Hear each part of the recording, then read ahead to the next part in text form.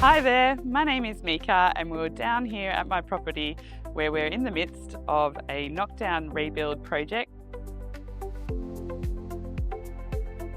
We originally didn't want to knock it down, but unfortunately, due to a series of unfortunate events, we actually had rainwater damage come through the house, and we got to a point where the best option was to knock down the house, pour a new slab, build it up so that we could mitigate those issues.